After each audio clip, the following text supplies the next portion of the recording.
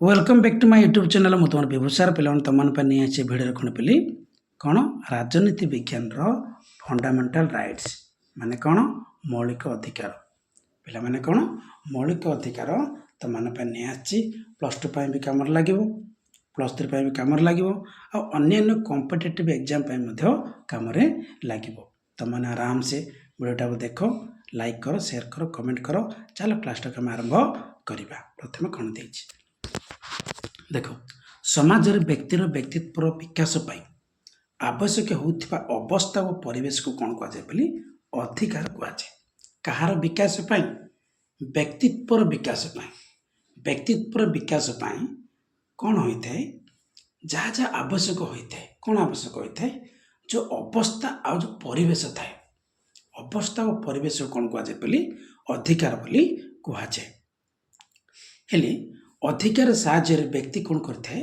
निजर व्यक्तित्व विकास करते बुझला ना नहीं जदि अधिकार अच्छी ताहले से कौन कर पारिबो व्यक्ति निजर व्यक्तित्व कौन करता है विकास करी थाए अधिकार गुड़िक व्यक्तिर पूर्णांग विकास रे सहायक होइतिबार जो अधिकार गुड़िक थिबो व्यक्तिर कौन हो पारिबो पूर्णांग विकास माने पूरापूरी भाव रे कौन हो विकास क्षेत्र में सहायक होते पृथ्वीर समस्त गणतांत्रिक राष्ट्र संविधान नागरिक मानक केतेगुड़ी अधिकार प्रदान करता जहाँ कौन कहुए मौलिक अधिकार बोली कहुए जे राष्ट्र संविधान माने जो संविधान कौन करुच्ची नागरिक मानक प्रदान करथिबा जो अधिकार नागरिक मानक प्रदान करथिबा जो अधिकार ताको कौन कहुए बोली मौलिक अधिकार बोली कहुए कौन पाई से कौन कर जो मौलिक अधिकार द्वारा से कौन कर व्यक्ति निजर पूर्णांग विकास कर बुझिपारे ना कौन कर निजर पूर्णांग विकास कर से जरूरी अटे मौलिक अधिकार बल नागरिक निजर व्यक्तित्व विकास करने संगे संगे राष्ट्र क्षमता को संकुचित करें माने मौलिक अधिकार कौन कर मौलिक अधिकार बल नागरिक कौन कर निज निजर माने निजर व्यक्तित्व विकास करने संगे संगे राष्ट्र क्षमता कौन कर संकुचित कर देखा कौन देछि अन्य गणतांत्रिक राष्ट्र पर भारतीय संविधान रे नागरिक मानक अनेक प्रकार मौलिक अधिकार प्रदान करा जायछि माने अन्य गणतांत्रिक राष्ट्र माने कौन जे अलग देश मानक मध्य कौन अच्छी गणतांत्रिक राष्ट्र माने गणतंत्र मध्य प्रचलित सेपरी भारतीय संविधान रे मध्य कौन करा जायछि नागरिक मानक अनेक प्रकार मौलिक अधिकार प्रदान करा जायछि संविधान रे सन्निवेशित मौलिक अधिकार गुड़िक भारतीय नागरिक मानकर को सदृश बोली माग्ना कार्टा सदृश मन रखिबो ए जो नागरिक मानक दिया जायथिबा मौलिक अधिकार गुड़िक कौन बोली कहुए बोली माग्ना कार्टा बोली मध्य कहुए माने से प्रकार सदृश बोली मध्य कहुए क्या मौलिक अधिकार को ये जो मौलिक अधिकार बोली कोर्ट चलता अमेरिका बुझिपारे ना कोर्ट चलती अमेरिकार संविधान रु अणा जाइए क्या मौलिक अधिकार को अमेरिका यह कौन कहुए बोली बिल ऑफ राइट्स कौन बोली कहुए बिल ऑफ राइट्स कहुई किंतु भारतीय संविधान अनुसार यह कौन कहुए फंडामेंटल राइट्स बोली कहुए कौन बोली कहुए फंडामेंटल राइट्स पढ़िए देइछि तले भारतीय संविधान रे वर्णित मौलिक अधिकार गुड़िक विशेषकर अमेरिकीय अधिकार चिठा बा बिल ऑफ राइट्स द्वारा प्रभावित होइछि माने यह अमेरिका संविधान रे कौन बोली कहुए बोली बिल ऑफ राइट्स बोली कहुए ये जो बिल ऑफ राइट्स द्वारा कौन होली कौन मौलिक अधिकार कौन प्रभावित होइछि कौटू अणा जाइछि कि अमेरिका संविधान तेणु कौन कहुए भारत संविधान तृतीय भाग रे धारा 12 ठार धारा 45 पर्यंत कौन कराई मौलिक अधिकार वर्णित करा जाइछि ओ न्यायालय द्वारा यह सुरक्षित होइछि का द्वारा न्यायालय द्वारा यह सुरक्षित होइछि ये अधिकार गुड़िक काहारी व्यक्तिगत इच्छा रे परिवर्तित और संशोधित किंबा संकुचित हो पारिबो नाही को अधिकार मौलिक अधिकार ये जो मौलिक अधिकार गुड़िक काहार व्यक्तिगत इच्छा रे परिवर्तित हो पारिबनी ବା ସଂଶୋଧିତ କିମ୍ବା ସଂକୁଚିତ ହୋଇପାରିବ ନାହିଁ। ପୁଣି ଆଉ ଥରେ ରିଖ୍ୟାଲ କରିଦେଉଛି। କେଉଁ ସମ୍ବିଧାନରେ ଅଣାଯାଇଛି ବୋଲି?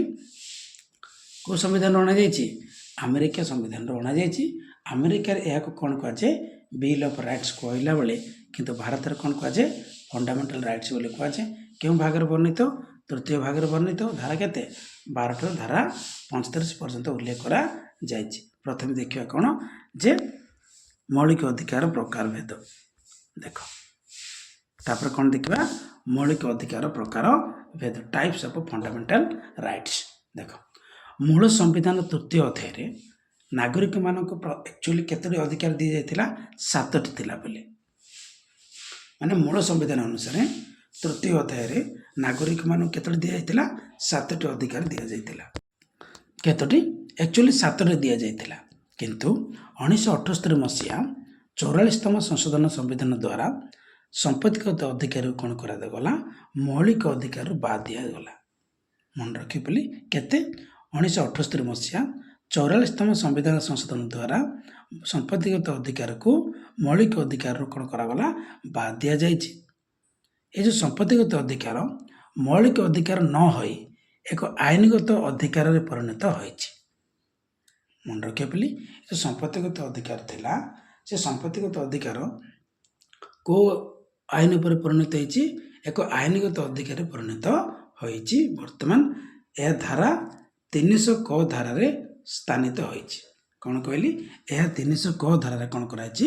ସ୍ଥାନିତ କରାଯାଇଛି।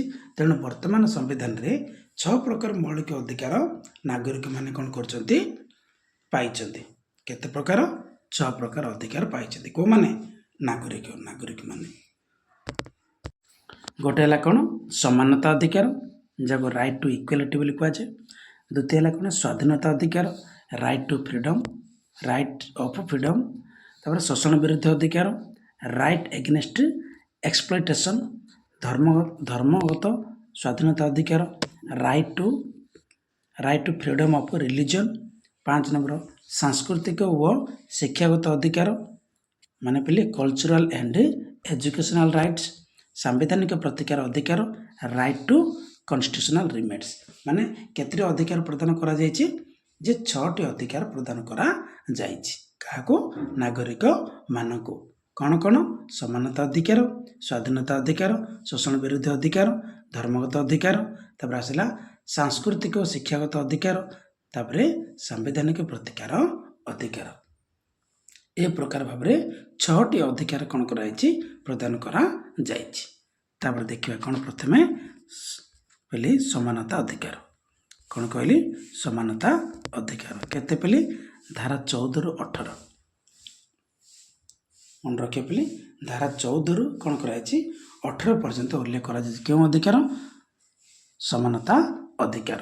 Right to equality, article 14 to 18।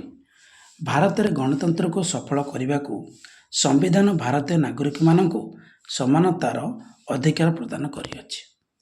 ମାନେ କ'ଣ? କାହାକୁ ସଫଳ କରିବା ପାଇଁ? ଗଣତନ୍ତ୍ରକୁ ସଫଳ କରିବା ପାଇଁ ସମ୍ବିଧାନ କ'ଣ କରିଛି? ନାଗରିକମାନଙ୍କୁ ସମାନତା ଅଧିକାର ପ୍ରଦାନ କରିଛି। ସମ୍ବିଧାନର 14 ଧାରାରୁ 18 ଧାରା ପର୍ଯ୍ୟନ୍ତ 5 ଗୋଟି ଧାରାରେ ନାଗରିକମାନଙ୍କର ସମାନତାର ଅଧିକାର ବିଷୟ ବର୍ଣ୍ଣନା କରାଯାଇଛି। କେତୋଟି ଧାରାରେ? 5 ଗୋଟି ଧାରା। କେତେରୁ କେତେ? ଧାରା 14 ଧାରାରୁ 18 ଧାରା ପର୍ଯ୍ୟନ୍ତ। କ'ଣ କହିଲେ ପିଲେ? 14 ଧାରାରୁ 18 ଧାରା ପର୍ଯ୍ୟନ୍ତ 5 ଗୋଟି ଧାରାରେ ନାଗରିକମାନଙ୍କର ସମାନତାର ଅଧିକାର ବିଷୟରେ ବର୍ଣ୍ଣନା କରାଯାଇଛି। ଏହି ଅଧିକାର ଅନୁଯାୟୀ ଭାରତର ପ୍ରତ୍ୟେକ ନାଗରିକ ଆଇନ ଦୃଷ୍ଟିରେ ସମାନ ଓ ଆଇନ ଦ୍ୱାରା ସମ ପରିମାଣ ସୁରକ୍ଷିତ ଅଟନ୍ତି। କେଉଁ ଆଇନ ଦ୍ୱାରା? ଯେ ଯେଉଁଟା କ'ଣ? ସାମ୍ବିଧାନିକ ନୀତି ଅନୁସାରେ କ'ଣ ପିଲେ? ପ୍ରତ୍ୟେକ ନାଗରିକ ସାମ୍ବିଧାନିକ ନୀତି ଅନୁସାରେ ପ୍ରତ୍ୟେକ ନାଗରିକ କ'ଣ ହେବେ? ଆଇନ ଦୃଷ୍ଟିରେ ସମାନ ଓ ଆଇନ ଦ୍ୱାରା ସମ ପରିମାଣ ସୁରକ୍ଷିତ ଅଟନ୍ତି। ପ୍ରଥମେ କ'ଣ? ଧାରା 14 କ'ଣ ଦେଇଛି ଆମେ ପଢ଼ିବା। ଦେଖ, ଧାରା 14 ଆର୍ଟିକଲ 14, ଆଇନ ଆଗରେ ସମସ୍ତେ ସମାନ। ଦେଖ, ଧାରା 14ରେ କ'ଣ ଲେଖାଯାଇଛି? ଆଇନ ଆଗରେ ସମସ୍ତେ ସମାନ ବା ଆଇନ ଆଗରେ ସମାନତା, ଇକ୍ୱାଲିଟି ବିଫୋର ଲ। ଇକ୍ୱାଲିଟି ବିଫୋର ଲ କ'ଣ? ସମ୍ବିଧାନର 14 ଧାରା ଅନୁସାରେ ଭାରତରେ ବସବାସ କରୁଥିବା ପ୍ରତ୍ୟେକ ନାଗରିକ ଆଇନ ଆଗରେ ସମସ୍ତେ ସମାନ ଓ ଆଇନ ଦ୍ୱାରା ସମ ପରିମାଣରେ ସୁରକ୍ଷିତ ଅଟନ୍ତି। କୋଉମାନେ? ଭାରତର ନାଗରିକ। କାହାକୁ ଉଚ୍ଚ କାହାକୁ ନିଚ ଦେଖାଯାଇପାରିବ ନାହିଁ, ସମସ୍ତେ ସମାନ। କେଉଁ ଅନୁସାରେ? ଯେ ଧାରା 14 ଅନୁସାରେ ଭାରତର ସମସ୍ତ ନାଗରିକ ଆଇନ ଆଗରେ ସମସ୍ତେ ସମାନ। ସମସ୍ତ ନାଗରିକ କ'ଣ? ଆଇନ ଆଗରେ ସମାନ। କୌଣସି ବ୍ୟକ୍ତି ଆଇନର ଊର୍ଦ୍ଧ୍ୱରେ ନୁହେଁ। ଆଇନ କାହାକୁ ବିଶେଷ ସୁବିଧା ବା ବେଶୀ ସୁବିଧା ଦେବ ନାହିଁ। ଏ ଯେଉଁ କୁହାଯାଇଛି ଧାରା 14 ଅନୁସାରେ କୌଣସି ବ୍ୟକ୍ତି କ'ଣ କରାଯାଇପାରିବନି? ଯେ ଊର୍ଦ୍ଧ୍ୱରେ ନୁହନ୍ତି ମାନେ ଉଚ୍ଚରେ ନୁହନ୍ତି, ଆଉ କାହାକୁ ବି ମାନେ ବିଶେଷ ସୁବିଧା ଦେବନି, ସମସ୍ତଙ୍କୁ କ'ଣ ସମାନ ଭାବରେ ଦେବ। ଜଣେ ବ୍ୟକ୍ତି ଯେତେ ଧନୀ ବା ପ୍ରଭାବଶାଳୀ ହୋଇଥିଲେ ମଧ୍ୟ ସେ ସାଧାରଣ ଆଇନ ଦ୍ୱାରା ନିୟନ୍ତ୍ରିତ ହେବେ ଓ ଅନ୍ୟ ବ୍ୟକ୍ତି ସହ ସମାନ ହେବେ। ଜଣେ ବ୍ୟକ୍ତି ଯଦି କେତେ ଧନୀ ହେଇଥିଲେ ମଧ୍ୟ ସେ କ'ଣ ହେଇପାରିବ ବୋଲି ଏ ଯେଉଁ ସାଧାରଣ ଆଇନ ଅଛି, ଏ ଆଇନ ଦ୍ୱାରା ସେ କ'ଣ ହେଇପାରିବ? ନିୟନ୍ତ୍ରିତ ହେବ ଏବଂ ଅନ୍ୟ ବ୍ୟକ୍ତି ସହ କ'ଣ କରିବ? ସମାନ ହେବାକୁ ଚେଷ୍ଟା କରିବ। ଆଇନର ସମାନତା କେତେକ କ୍ଷେତ୍ରରେ ପ୍ରଶମିତ ହୋଇଥାଏ।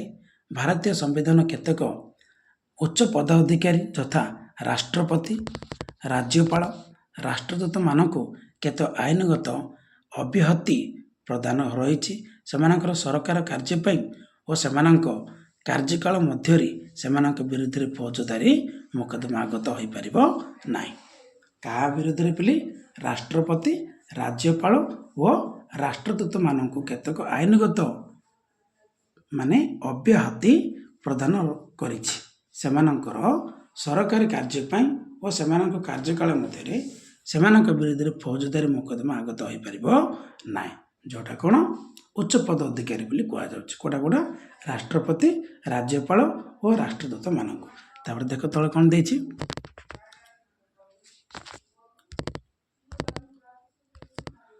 14 ଧାରାରେ ବର୍ଣ୍ଣିତ ହୋଇଥିବା ଆଇନ ଆଗରେ ସମସ୍ତେ ସମାନ ଓ ସମ ପରିମାଣରେ ସୁରକ୍ଷା ମଧ୍ୟରେ ସାମାନ୍ୟ ପାର୍ଥକ୍ୟ ଅଛି। ଆଇନ ଆଗରେ ସମସ୍ତେ ସମାନ ଏକ ନାସ୍ତିବାଚକ ଚିନ୍ତାଧାରା। ଆଇନ ଆଗରେ ସମସ୍ତେ ସମାନ ଏକ କ'ଣ କୁହାଯାଇଛି ବୋଲି? ନାସ୍ତିବାଚକ ଚିନ୍ତାଧାରା। ଏହାର ଅର୍ଥ ହେଉଛି ଆଇନ ଦୃଷ୍ଟିରେ ସମତା, ଯେଉଁଥିରେ କୌଣସି ନାଗରିକକୁ ଅଧିକ ସୁବିଧା ସୁଯୋଗ ନ ଦିଆଯିବା। ମାନେ କ'ଣ କହିଛି? ଯେଉଁଟା ଆଇନ ଆଗରେ ସମସ୍ତେ ସମାନ ଏକ ନାସ୍ତିବାଚକ ଯେଉଁ ଚିନ୍ତାଧାରା ଯେଉଁ କୁହାଯାଇଛି, ତାର ଅର୍ଥ ହେଉଛି କ'ଣ? ଆଇନ ଦୃଷ୍ଟିରେ ସମତା, ଯେଉଁଥିରେ କ'ଣ ନାଗରିକଙ୍କୁ ଅଧିକ ସୁବିଧା ଓ ସୁଯୋଗ ନ ଦିଆଯିବା। ମାନେ କ'ଣ? ନାଗରିକମାନଙ୍କୁ କ'ଣ କରିବ? ଅଧିକ ସୁବିଧା ଦିଆଯିବନି ଓ ସୁଯୋଗ ମଧ୍ୟ ଦିଆଯିବନି। ଅନ୍ୟ ପକ୍ଷରେ କ'ଣ? ସମ ପରିମାଣରେ ସୁରକ୍ଷା ଏକ ଅସ୍ତିବାଚକ ଚିନ୍ତାଧାରା। ଯେଉଁଟା ଆଇନ ଆଗରେ ସମାନ ସେଟା କ'ଣ କୁହାଯାଉଛି? ନାସ୍ତିବାଚକ ଚିନ୍ତାଧାରା। କିନ୍ତୁ ସମ ପରିମାଣରେ ସୁରକ୍ଷା ତାକୁ କ'ଣ କୁହାଯାଏ ବୋଲି? ଅସ୍ତିବାଚକ ଚିନ୍ତାଧାରା। ଏହାର ଅର୍ଥ ହେଉଛି ସମାନ ଅବସ୍ଥାରେ ସମାନ ଆଇନ ପ୍ରୟୋଗ। ଏହାର ଅର୍ଥ ଯେ ସମ ପରିମାଣରେ ସୁରକ୍ଷା ମାନେ କ'ଣ କହିଛି? ସମାନ ଅବସ୍ଥାରେ ସମାନ ଆଇନ ପ୍ରୟୋଗ। ସଂକ୍ଷେପରେ କହିଲେ ସମସ୍ତଙ୍କ ମଧ୍ୟରେ ସମାନ ଆଇନ, ସମସ୍ତଙ୍କ କ'ଣ? ସଂକ୍ଷେପରେ କହିଲେ କ'ଣ ବୋଲି? ସମସ୍ତଙ୍କ ମଧ୍ୟରେ ସମାନ ଆଇନ, ସମାନ ପରିସ୍ଥିତିରେ ଥିବା ନାଗରିକମାନଙ୍କ ପ୍ରତି ଆଇନ ସମାନ ଭାବରେ ଲାଗୁ ହେବ। ମାନେ କ'ଣ କୁହାଯାଇଛି? ସମାନ ପରିସ୍ଥିତିରେ ଥିବା ନାଗରିକମାନଙ୍କ ପ୍ରତି ଆଇନ ସମାନ ଭାବରେ ଲାଗୁ କରାଯିବ। ଏତେ କଥା ମନେ ରଖନ୍ତୁ। ତମମାନେ ଯଦି ମନେ ନାହିଁ ତମେ ଏତେ ଖାଲି ମନେ ରଖିବ କ'ଣ? ଧାରା 14ରେ କ'ଣ କରାଯାଇଛି? କ'ଣ ସମାନତା ଅଧିକାର ଦିଆଯାଇଛି। ଧାରା କେତେ? ଧାରା 14ରୁ 18, କିନ୍ତୁ 14ରେ କ'ଣ ଲେଖାଯାଇଛି? ଆଇନ ଆଗରେ ସମସ୍ତେ ସମାନ। ତାପରେ ଦେଖିବା ଧାରା 15। 15ରେ କ'ଣ ଦେଇଛି ଦେଖ ବୋଲି? ଦେଖ, ପ୍ରଭେଦ ନିଷେଧ। ମନେ ରଖିବା ବୋଲି ପ୍ରଭେଦ ନିଷେଧ କ'ଣ? Prohibition of discrimination. ଦେଖ, ଧାରା 15 ଧାରା ପ୍ରଭେଦକରଣ ବିରୋଧରେ କେତେକ ଅଧିକାର ସମ୍ପର୍କରେ ଉଲ୍ଲେଖ କରିଅଛନ୍ତି। 15 ଧାରା ଅନୁସାରେ ଦୋକାନ, ହୋଟେଲ, ସିନେମା ଗୃହ, ପାର୍କ, ପୋଖରୀ, ରାସ୍ତା, କୂପ, ସର୍ବସାଧାରଣ ଗନ୍ତବ୍ୟ ସ୍ଥାନକୁ ଜାତି, ବର୍ଣ୍ଣ, ଧର୍ମ ଓ ଲିଙ୍ଗ ନିର୍ବିଶେଷରେ ବ୍ୟବହାର ପାଇଁ ସମସ୍ତଙ୍କର ସମାନ ଅଧିକାର ରହିବ। କାହାକୁ କ'ଣ କରିପାରିବନି? ନିଷେଧ କରିପାରିବ ନାହିଁ। ଯଦି ଡିସ୍କ୍ରିମିନେସନ୍ ରଖିବ, ପ୍ରଭେଦ ଯଦି ରଖିବ, ତାହେଲେ ସେଇଟା ଗୋଟେ କ'ଣ ଆଇନଗତ ଅପରାଧ। ତେଣୁକରି କୁହାଯାଇଛି ଧାରା 15ରେ କ'ଣ ପ୍ରଭେଦ ନିଷେଧ, କାହାକୁ ବି ମାନେ କ'ଣ କରିପାରିବନି, ମନା କରିପାରିବନି। କୋଉଠି ହୋଟେଲ ହଉ, ସିନେମା ଗୃହ ହଉ, ପାର୍କ ହଉ, ପୋଖରୀ ହଉ, ରାସ୍ତା ହଉ, କୂପ ହଉ, ଏଗୁଡ଼ାକ ଅଛି ନାଇଁ, ତମେ କାହାକୁ ବି ମନା କରିପାରିବନି। ଜାତି, ଧର୍ମ, ବର୍ଣ୍ଣ, ଲିଙ୍ଗ ନିର୍ବିଶେଷରେ ସମସ୍ତେ କ'ଣ ହେଇପାରିବେ, ବ୍ୟବହାର ପାଇଁ ସମସ୍ତଙ୍କର ସମାନ ଅଧିକାର ରହିବ। ସେମାନେ ପାର୍କ ମଧ୍ୟ ବ୍ୟବହାର କରିପାରିବେ, ସିନେମା ଗୃହ ମଧ୍ୟ ବ୍ୟବହାର କରିପାରିବେ, ପୋଖରୀ ମଧ୍ୟ ବ୍ୟବହାର କରିବେ। କେଉଁମାନେ? ନାଗରିକ ମାନେ, ସମସ୍ତଙ୍କର ଅଧିକାର ରହିଛି। ଏହାର ବ୍ୟବହାର ନିମନ୍ତେ ରାଷ୍ଟ୍ର କାହାରିକୁ ବାରଣ କରିପାରିବ ନାହିଁ, କିନ୍ତୁ କେତେକ କ୍ଷେତ୍ରରେ ରାଷ୍ଟ୍ର ମହିଳା, ଶିଶୁ ଓ ସାମାଜିକ ଶିକ୍ଷାଗତ କ୍ଷେତ୍ରରେ ପଛୁଆ ବର୍ଗ ଲୋକଙ୍କ ପାଇଁ ସ୍ୱତନ୍ତ୍ର ବ୍ୟବସ୍ଥା କରିପାରିବ। କିନ୍ତୁ କେତେକ କ୍ଷେତ୍ରରେ ରାଷ୍ଟ୍ର କ'ଣ କରିବ, ମହିଳା, ଶିଶୁ ଓ ସାମାଜିକ ଏବଂ ଶିକ୍ଷାଗତ କ୍ଷେତ୍ରରେ ପଛୁଆ ବର୍ଗର ଲୋକଙ୍କ ପାଇଁ ସ୍ୱତନ୍ତ୍ର ବ୍ୟବସ୍ଥା ମଧ୍ୟ କରିପାରିବ। ତାପରେ ଦେଖିବା କ'ଣ ନେକ୍ସଟ,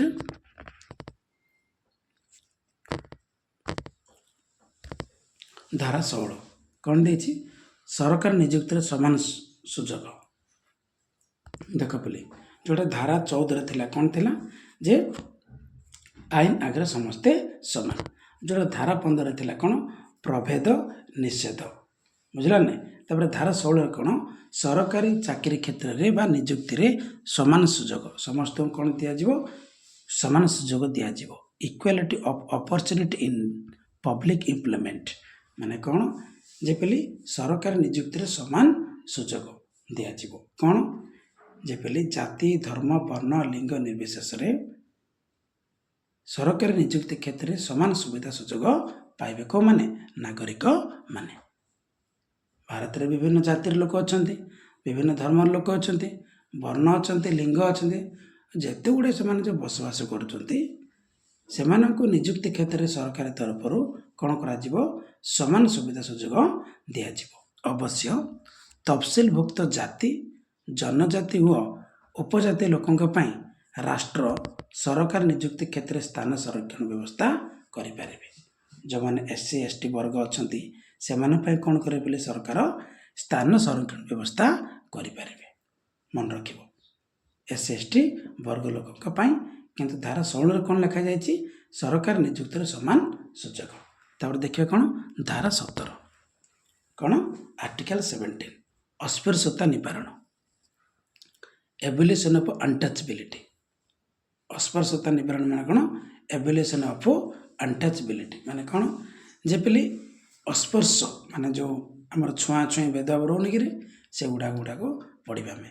ସମ୍ବିଧାନର 17 ଧାରା ଅନୁସାରେ ସମଗ୍ର ଦେଶରେ ଅସ୍ପୃଶ୍ୟତାକୁ ନିବାରଣ ବା ନିଷେଧ କରାଯାଇଛି। ମାନେ ଲୋକମାନେ ଯେଉଁ ଅସ୍ପୃଶ୍ୟତା ଅଛି, ମାନେ ଛୁଆଁଛୁଇଁ ଭେଦଭାବ ରହୁନିକିରି, ଲୋକ ଯାକ ଛୁଇଁ ଦେଲେ କ'ଣ କରୁଛନ୍ତି, କେତେ କ'ଣ କଥା କହୁଛନ୍ତି ନା ନାହିଁ, ସେଇଟାକୁ ମଧ୍ୟ କ'ଣ କରାଯାଇଛି, ନିବାରଣ କରାଯାଇଛି।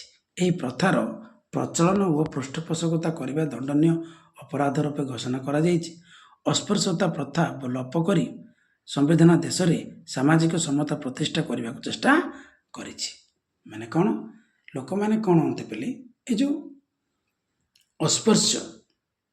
ଅସ୍ପୃଶ୍ୟତା ମାନେ କ'ଣ, ଯେ ଯେଉଁ ଲୋକମାନେ କ'ଣ କରନ୍ତି, ଯେ ଯେତେବେଳେ ଦେଖିବ ତୁମମାନେ ଏମିତି ଛୁଆଁଛୁଇଁ ହୋଇଯିବେ, ଲୋକମାନେ କ'ଣ କରନ୍ତି, ଛୁଇଁଲା ପରେ ଲୋକ ଡିଷ୍ଟାନ୍ସ ମେଣ୍ଟେନ୍ କରନ୍ତି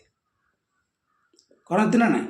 ଏ ଛୁଇଁ ଦେଲା କହିକି ଲୋକମାନେ କେତେ ଲୋକ ଦେଖ, ତୁମମାନେ ଯଦି ନଳକୂପରେ କେବେ ପାଣି ମାରୁଥିବ, ଆପଣମାନେ ଯଦି କ'ଣ କରିଥିବେ, ନଳକୂପରେ କେବେ ପାଣି ବାହାର କରୁଥିବେ, ବାହାର କଲା ସମୟରେ ଯଦି ତୁମେ ଟଚ୍ କରିଦେଲ, କେତେ ଲୋକ ଅଛନ୍ତି ଛୁଇଁ ଦେଲା କହିକି କ'ଣ କରିବେ, ପୁରାପୁରି ଭାବରେ ପାଣିଟାକୁ ଢାଳିକି ସେଇଟା କ'ଣ କରିବେ ବୋଲି ପୁରାପୁରି ଭାବରେ ଧୁଆଧୁଇ କରିକି ନେବେ। ହେଲେ ସେ ପ୍ରକାର ଯଦି ଦେଖାଗଲା, ତାହେଲେ କ'ଣ ହେବ, ଯେ ଗୋଟେ ଆଇନଗତ ଅପରାଧ ହେବ। ସେଥିପାଇଁ କୁହାଯାଉଛି କ'ଣ, ଅସ୍ପୃଶ୍ୟତା ନିବାରଣ କେଉଁ ଧାରା ଉଲ୍ଲେଖ କରାଯାଇଛି, ଧାରା 17ରେ। ଅସ୍ପୃଶ୍ୟତା ପ୍ରଥା ଲୋପ କରି ସମ୍ବିଧାନ ଦେଶରେ ସାମାଜିକ ସମତା ପ୍ରତିଷ୍ଠା କରିବାକୁ କ'ଣ କରିଛି, ଚେଷ୍ଟା କରିଛି। ତାପରେ ଆସିଲା କ'ଣ, ଧାରା 18। ଧାରା 18 ଦେଇଛି କ'ଣ, ଉପାଧି ଉଚ୍ଛେଦ ମାନେ ଯେଉଁ ଉପାଧି ଗୁଡ଼ାକ କେମିତି ଉଚ୍ଛେଦ କରାଯିବ, ଏଭଲ୍ୟୁସନ୍ ଅଫ୍ ଟାଇଟଲ୍ସ। 18 ଧାରା ଦ୍ୱାରା ପଦବୀ ଓ ଉପାଧି ପ୍ରଦାନକୁ ଉଚ୍ଛେଦ କରାଯାଇଛି। ଏହି ଧାରା ଅନୁଯାୟୀ ସାମରିକ ଓ ଶିକ୍ଷାଗତ ଉପାଧି ବ୍ୟତୀତ, ମନେ ରଖିବ ବୋଲି, କେଉଁ ବ୍ୟତୀତ? ସାମରିକ ଓ ଶିକ୍ଷାଗତ ଉପାଧି ବ୍ୟତୀତ ନାଗରିକମାନଙ୍କୁ ଅନ୍ୟ କୌଣସି ଉପାଧି ରାଷ୍ଟ୍ର ପ୍ରଦାନ କରିପାରିବ ନାହିଁ। ମନେ ରଖିବ ବୋଲି, କ'ଣ କହିଲି? ସାମରିକ ଏବଂ ଶିକ୍ଷାଗତ ଉପାଧି ବ୍ୟତୀତ ନାଗରିକମାନଙ୍କୁ କ'ଣ ଅନ୍ୟ କୌଣସି ଉପାଧି ରାଷ୍ଟ୍ର ପ୍ରଦାନ କରିପାରିବ ନାହିଁ। ରାଷ୍ଟ୍ରପତିଙ୍କ ବିନା ଅନୁମତିରେ କୌଣସି ଭାରତୀୟ ନାଗରିକ କ'ଣ କରିବନି? ବିଦେଶୀ ରାଷ୍ଟ୍ର ଉପାଧି ଗ୍ରହଣ କରିପାରିବ ନାହିଁ। ମନେ ରଖିବ। ଆଉ ଗୋଟେ କଥା କ'ଣ? ଧାରା 18 ଲେଖାଯାଇଛି, ରାଷ୍ଟ୍ରପତିଙ୍କ ବିନା ଅନୁମତିରେ, କ'ଣ ଅନୁମତିରେ? ରାଷ୍ଟ୍ରପତିଙ୍କ ବିନା ଅନୁମତିରେ କୌଣସି ଭାରତୀୟ ନାଗରିକ ବିଦେଶୀ ରାଷ୍ଟ୍ରର ଉପାଧି ଗ୍ରହଣ କରିପାରିବେ ନାହିଁ। କିନ୍ତୁ ରାଷ୍ଟ୍ର ନାଗରିକମାନଙ୍କର ବିଭିନ୍ନ କ୍ଷେତ୍ରରେ ଉଲ୍ଲେଖନୀୟ କର୍ତ୍ତୃତ୍ୱ ଓ ଖେଳ କସରତ କ୍ଷେତ୍ରରେ ବିଶେଷ ଅବଦାନ ପାଇଁ ବିଭିନ୍ନ ଉପାଧି ପଦକ ପ୍ରଦାନ କରିପାରିବ। କ'ଣ କହିଲି? ରାଷ୍ଟ୍ର ନାଗରିକମାନଙ୍କର ବିଭିନ୍ନ କ୍ଷେତ୍ରରେ ଉଲ୍ଲେଖନୀୟ କ'ଣ? କର୍ତ୍ତୃତ୍ୱ ଓ ଖେଳ କସରତ କ୍ଷେତ୍ରରେ ବିଶେଷ ଅବଦାନ ପାଇଁ ବିଭିନ୍ନ ଉପାଧି ପଦକ ପ୍ରଦାନ କରିପାରିବେ। ଭାରତ ସରକାର ପ୍ରତିବର୍ଷ ପଦ୍ମ ବିଭୂଷଣ, ପଦ୍ମଶ୍ରୀ, ଅର୍ଜୁନ ପୁରସ୍କାର, ଦ୍ରୋଣାଚାର୍ଯ୍ୟ ପୁରସ୍କାର ପ୍ରଭୃତି ଉପାଧି ପ୍ରଦାନ କରିଥାଏ। ଯେଉଁ ଖେଳ କସରତ ଯାଗୁଡ଼ା ଥାଉଛି ନା, ସେଗୁଡ଼ାକ ପାଇଁ କ'ଣ କରିପାରିବ? ରାଷ୍ଟ୍ର ଉପାଧି ପ୍ରଦାନ କରିପାରିବ। କ'ଣ କ'ଣ? ବିଭୂଷଣ, ପଦ୍ମଶ୍ରୀ, ଅର୍ଜୁନ ପୁରସ୍କାର, ଦ୍ରୋଣାଚାର୍ଯ୍ୟ ପୁରସ୍କାର, ଏଗୁଡ଼ାକ ଅଛି ନା, କ'ଣ କରିପାରିବ? ପ୍ରଦାନ କରିପାରିବ।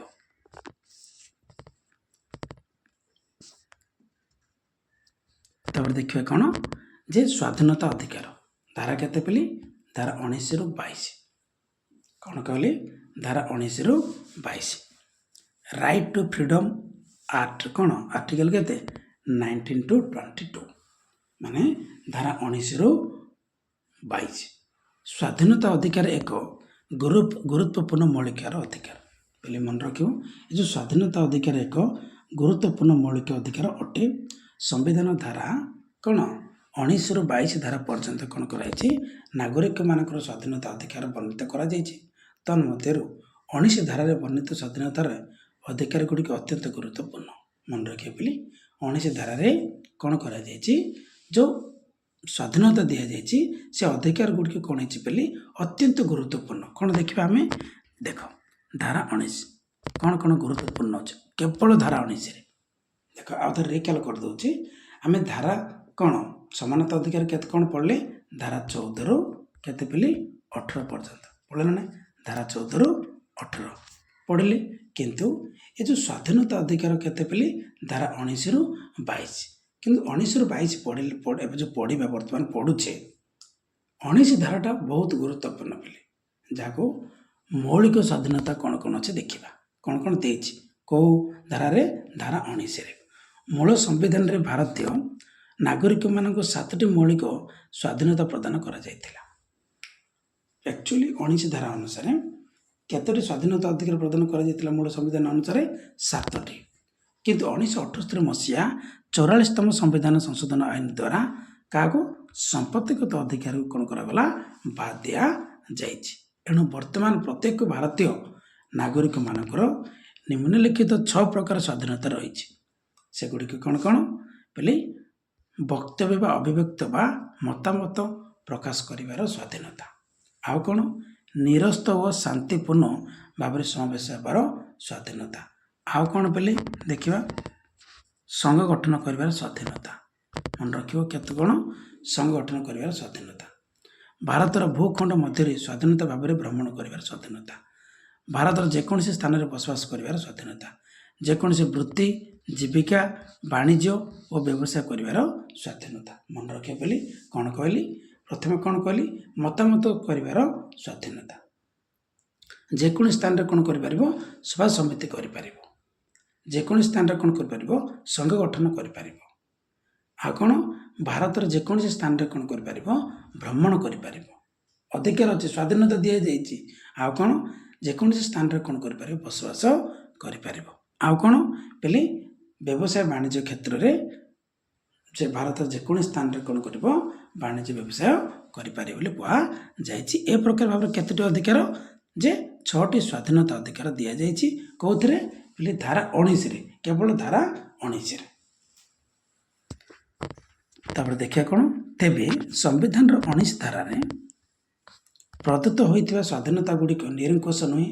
ରାଷ୍ଟ୍ର ସାର୍ବଭୌମତ୍ୱ, ନିରାପତ୍ତା, ଶିଷ୍ଟାଚାର, ନୈତିକତା ଓ ବୈଦେଶିକ ବ୍ୟାପାର ଦୃଷ୍ଟିରୁ ରାଷ୍ଟ୍ର ବ୍ୟକ୍ତି ସ୍ୱାଧୀନତା ଉପରେ ନିୟନ୍ତ୍ରଣ ଲାଗୁ କରିପାରିବ। ମନେ ରଖିବା ବୋଲି ରାଷ୍ଟ୍ରର ସାର୍ବଭୌମତ୍ୱ, ନିରାପତ୍ତା, ଶିଷ୍ଟାଚାର, ନୈତିକତା ଓ ବୈଦେଶିକ ବ୍ୟାପାର ଦୃଷ୍ଟିରୁ ରାଷ୍ଟ୍ର ବ୍ୟକ୍ତି ସ୍ୱାଧୀନତା ଉପରେ କ'ଣ କରିପାରୁଛି, ନିୟନ୍ତ୍ରଣ ଲାଗୁ କରିପାରୁଛି।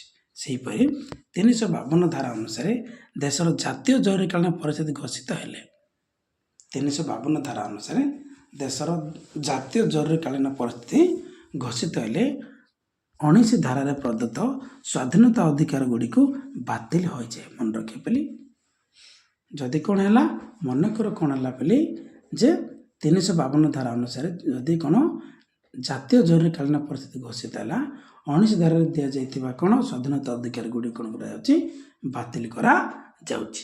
19 ଧାରାରେ ଥିବା ଅଧିକାର ଗୁଡ଼ିକ କେବଳ ନାଗରିକମାନେ ଉପଭୋଗ କରିପାରିବେ, ବିଦେଶୀମାନଙ୍କୁ ଏସବୁ ଅଧିକାର ମିଳେ ନାହିଁ। ମନେ ରଖିବା ବୋଲି କେବଳ କେଉଁମାନେ କରିପାରିବେ, ନାଗରିକମାନେ କ'ଣ କରିପାରିବେ, ଉପଭୋଗ କରିପାରିବେ, କିନ୍ତୁ ବିଦେଶୀମାନେ ଏଇ ଯେଉଁ ଉପଭୋଗ କରିପାରିବେ ନାହିଁ। କ'ଣ 19 ଧାରାରେ ଦିଆଯାଇଥିବା ଅଧିକାର ଗୁଡ଼ିକ, ଏ ଥିଲା 19 କଥା। ତାପରେ ଦେଖିବା କ'ଣ 20 ଧାରା 20 ଆର୍ଟିକଲ 20 ସିଦ୍ଧ ଦୋଷୀର ସୁରକ୍ଷା, protection against conviction for offences. ମାନେ ସିଦ୍ଧ ଦୋଷୀର ସୁରକ୍ଷା କେମିତି ହେଉଛି। ସମ୍ବିଧାନର 20 ଧାରା ଦୋଷୀ ବୋଲି ବିବେଚିତ ହେଉଥିବା ବ୍ୟକ୍ତିକୁ 3ଟି ଅଧିକାର ପ୍ରଦାନ କରାଯାଇଛି। ମନେ ରଖିବେ ବୋଲି କ'ଣ, ସମ୍ବିଧାନ 20 ଧାରାରେ କ'ଣ କରାଯାଇଛି, ଦୋଷୀ ବୋଲି ବିବେଚିତ ହେଉଥିବା ବ୍ୟକ୍ତିଙ୍କୁ 3ଟି ଅଧିକାର ପ୍ରଦାନ କରାଯାଇଛି। ପ୍ରଥମ କ'ଣ, କୌଣସି ବ୍ୟକ୍ତି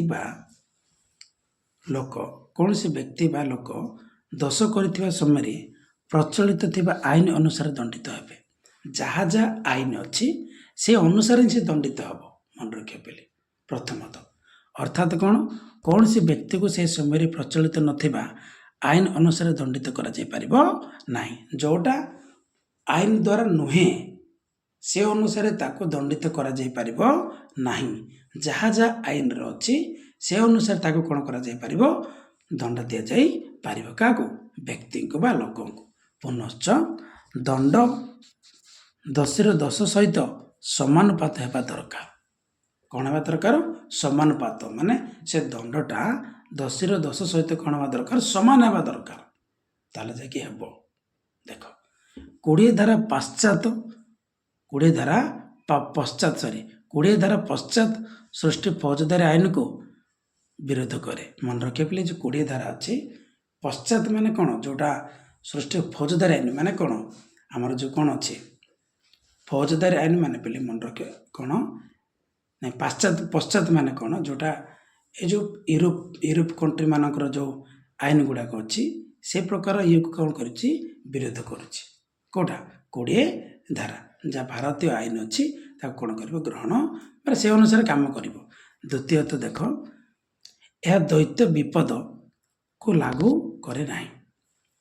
ମାନେ କ'ଣ, 20 ଧାରା ଆଉ ଗୋଟେ କ'ଣ ଥିଲା, ଦ୍ୱିତୀୟରେ ଏହା ଦ୍ୱୈତ ବିପଦକୁ ଲାଗୁ କରେ ନାହିଁ। ଅର୍ଥାତ୍ କୌଣସି ବ୍ୟକ୍ତି ଗୋଟିଏ ଅପରାଧ ପାଇଁ 2 ଥର ଦଣ୍ଡ ପାଏ ନାହିଁ। ମନେ ରଖିବ ବୋଲି 20 ଧାରା କ'ଣ ଲେଖାଯାଇଛି, ଯେ କୌଣସି ବ୍ୟକ୍ତି ଗୋଟିଏ ଅପରାଧ ପାଇଁ 2 ଥର ଦଣ୍ଡ ପାଇପାରିବ ନାହିଁ। ହେଲା। ଆଉ କ'ଣ ତୃତୀୟରେ କ'ଣ ଦେଇଛି, ଏହା ଜଣେ ବ୍ୟକ୍ତିକୁ କୌଣସି ଫୌଜଦାରୀ ଅପରାଧରେ ନିଜର ବିରୋଧରେ ନିଜେ ସାକ୍ଷୀ ଦେବାକୁ ବିରୋଧ କରେ। ଏହା ଜଣେ ବ୍ୟକ୍ତିକୁ କୌଣସି ଫୌଜଦାରୀ ଅପରାଧରେ ନିଜ ବିରୋଧରେ ନିଜେ ସାକ୍ଷୀ ଦେବାକୁ ବିରୋଧ କରେ। କେଉଁ ଧାରା, 20 ଧାରା। ପ୍ରଥମେ କ'ଣ କହିଲି ଯେ ସେ କ'ଣ ହେବ, ପ୍ରଥମତଃ ଆଇନ ଦ୍ୱାରା ଦଣ୍ଡିତ ହେଇପାରିବ, ପ୍ରଚଳିତ ଆଇନ ଅନୁସାରେ। ଯାହା ଆଇନରେ ନାହିଁ ସେ ଅନୁସାରେ ତାକୁ ଦଣ୍ଡ ଦିଆଯାଇପାରିବ ନାହିଁ। ଆଉ ସେକେଣ୍ଡରେ ଯେଉଁଟା ଅଛି କ'ଣ, ଦ୍ୱୈତ ବିପଦ ମାନେ କ'ଣ, ଗୋଟିଏ ଭୁଲ ପାଇଁ ଦୁଇଥର ତାଙ୍କୁ ଦଣ୍ଡ ଦିଆଯାଇପାରିବ ନାହିଁ। ଆଉ କ'ଣ, କୌଣସି ଫୌଜଦାରୀ ଅପରାଧରେ ନିଜ ବିରୁଦ୍ଧରେ ନିଜେ ସାକ୍ଷୀ ଦେବାକୁ ବିରୋଧ କରେ। ଇଏ ଥିଲା 20 ଧାରା। ତାପରେ ଆସିଲା 21 ଧାରା। କେଉଁ ଧାରା? 21 କ'ଣ ଦେଇଛି ଦେଖ। ବ୍ୟକ୍ତିଗତ ଜୀବନ ଓ ସ୍ୱତନ୍ତ୍ରତାର ସୁରକ୍ଷା। କେଉଁ ଧାରା ପେଲି? 21 ଧାରା। 21 ଧାରା ବ୍ୟକ୍ତି ଜୀବନର ନିରାପତ୍ତା ଓ ସ୍ୱତନ୍ତ୍ରତା ସ୍ୱୀକାର କରେ। କ'ଣ? ବ୍ୟକ୍ତି କ'ଣ କରିବ? ଜୀବନର ନିରାପତ୍ତା ଓ ସ୍ୱତନ୍ତ୍ରତାର ସ୍ୱୀକାର କରେ। କିଏ? ବ୍ୟକ୍ତି। କେଉଁ ଧାରା ଅନୁସାରେ? 21 ଧାରା ଅନୁସାରେ। 21 ଧାରା ଅନୁଯାୟୀ ଆଇନ ଅନୁମୋଦିତ ପନ୍ଥା ବ୍ୟତୀତ ଅନ୍ୟ କୌଣସି ପନ୍ଥାର ନାଗରିକକୁ ତାହାର ଜୀବନ ଓ ବ୍ୟକ୍ତିଗତ ସ୍ୱାଧୀନତାରୁ ବଞ୍ଚିତ କରାଯାଇପାରିବ ନାହିଁ। ପୁଣି ଏଥର ରିକାଲ କରିଦେଉଛି। କ'ଣ କହିଲି? ଯେ 21 ଧାରା ବ୍ୟକ୍ତି କ'ଣ କରିପାରିବ? ଜୀବନର ନିରାପତ୍ତା ଓ ସ୍ୱତନ୍ତ୍ରତାର ସ୍ୱୀକାର କରେ। 21 ଧାରା ଅନୁସାରେ ଆଇନ ଅନୁମୋଦିତ ପନ୍ଥା ବ୍ୟତୀତ ଅନ୍ୟ କୌଣସି ପନ୍ଥାରେ ନାଗରିକକୁ ତାହାର ଜୀବନ ଓ ବ୍ୟକ୍ତିଗତ ସ୍ୱାଧୀନତାରୁ ବଞ୍ଚିତ କରାଯିବ ନାହିଁ। କେଉଁ ଆଇନ ଅନୁମୋଦିତ ପନ୍ଥା ବ୍ୟତୀତ? ମାନେ ଯାହା ଆଇନର ଅଛି ସେ ଅନୁସାରେ ତାକୁ କ'ଣ କରାଯିବ? ବ୍ୟକ୍ତିଙ୍କୁ ନିରାପତ୍ତା ଦିଆଯିବ, ଜୀବନର ନିରାପତ୍ତା ଓ ସ୍ୱତନ୍ତ୍ରତା ମଧ୍ୟ ଦିଆଯିବ, ସୁରକ୍ଷା ଦିଆଯିବ ବା ସେ ସ୍ୱୀକାର କରିବ। ଏହି ଅଧିକାର ଏତେ ଗୁରୁତ୍ୱପୂର୍ଣ୍ଣ ଯେ ଏହାକୁ କୌଣସି ସମୟ ବା ପରିସ୍ଥିତିରେ ଉଚ୍ଛେଦ କରାଯିବା ନାହିଁ। ମନେ ରଖିବା ପିଲି। କେଉଁ ଧାରା ପିଲି? 21 ଧାରା। 21 ଧାରା ପିଲି ଏତେ ପ୍ରକାର ଭାବରେ କ'ଣ ପିଲି ଯେ ଗୁରୁତ୍ୱପୂର୍ଣ୍ଣ ଯେ ତାକୁ କ'ଣ କରିବା ପାରିବନି? ଯେ ଉଚ୍ଛେଦ କରାଯାଇପାରିବ ନାହିଁ। ଏହି ଅଧିକାର ଉଭୟ ଭାରତୀୟ ନାଗରିକ ଓ ବିଦେଶୀମାନେ ମଧ୍ୟ ଉପଭୋଗ କରନ୍ତି। କେଉଁ ଅଧିକାର ପିଲି? ଧାରା 21। ମନେ ରଖିବା ପିଲି।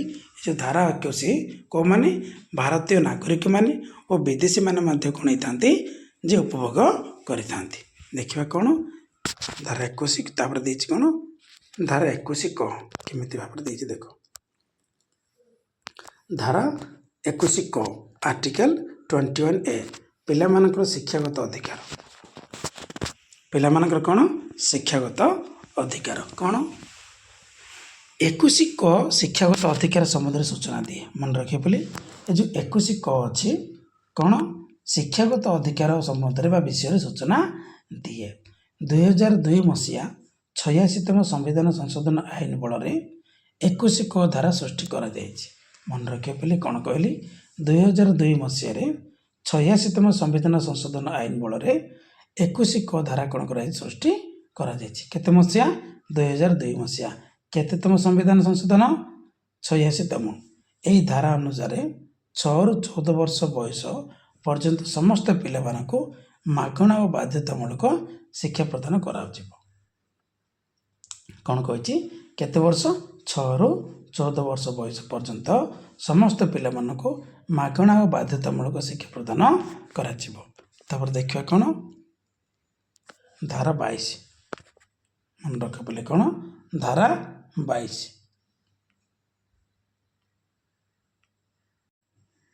ବେଆଇନ ଅଟକ ଓ ଗିରଫରୁ ରକ୍ଷା। କ'ଣ କେଉଁଥିରେ ଲେଖାଯାଇଛି? ଧାରା 22ରେ କ'ଣ କହିଛନ୍ତି? ବେଆଇନ ଅଟକ ଓ ଗିରଫରୁ ରକ୍ଷା। Protection against arbitrary arrest and detention. 22 ଧାରାରେ ନାଗରିକର ଗିରଫ ଓ ବନ୍ଦୀ ହେବା ସମୟରେ କେତେକ ଅଧିକାର ସମ୍ପର୍କରେ ସୂଚନା ଦିଏ। ଏ ଯେଉଁ 22 ଧାରା ଅଛି କ'ଣ କରୁଛି?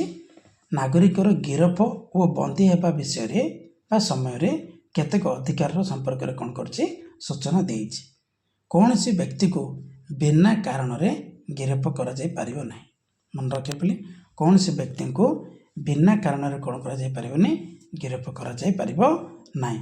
କୌଣସି ବ୍ୟକ୍ତିଙ୍କୁ ଗିରଫ କରାଗଲେ କ'ଣ କେଉଁ କାରଣରୁ ତାଙ୍କୁ ଗିରଫ କରାଯାଇଛି ତାହା ତାଙ୍କୁ ଯଥାଶୀଘ୍ର ଜଣାଇବାକୁ ପଡ଼ିବ। ଦେଖ କ ଅଛି କ'ଣ କହିଲେ? ପ୍ରଥମେ କ'ଣ ଦେଇଛି? 22 ଧାରାରେ ପ୍ରଥମେ କ'ଣ କୁହାଯିବ? କେଉଁ କାରଣରୁ ତାଙ୍କୁ ଗିରଫ କରାଯାଇଛି ତାହା ତାଙ୍କୁ ଯଥାଶୀଘ୍ର ଜଣାଇବାକୁ ପଡ଼ିବ। ଆଉ ଗୋଟେ କ'ଣ ଦେଇଛି? ଖରେ ଗିରଫ ହୋଇଥିବା ବ୍ୟକ୍ତି ନିଜ ଇଚ୍ଛା ମୁତାବକ ଓକିଲଙ୍କ ସହିତ ପରାମର୍ଶ କରିପାରେ। ଯିଏ ଗିରଫ ହୋଇଥିବ ତା ଇଚ୍ଛା ଅନୁସାରେ ସେ କ'ଣ ହୋଇପାରିବ, ଓକିଲଙ୍କ ସହିତ କ'ଣ ହେଇପାରିବ, ପରାମର୍ଶ କରିପାରିବେ। ଆଉ କ'ଣ କ'ଣ ଦେଇଛି ଦେଖ, ଗିରଫ ହେବାର 24 ଘଣ୍ଟା ମଧ୍ୟରେ ଯାତ୍ରା ସମୟକୁ ବାଦ ଦେଇ ତାଙ୍କୁ ନିକଟତମ ମାଜିଷ୍ଟ୍ରେଟଙ୍କ ସମ୍ମୁଖରେ ହାଜର କରାଯିବ। ମାନେ କେତେ ଘଣ୍ଟା ସମୟରେ, 24 ଘଣ୍ଟା ମଧ୍ୟରେ।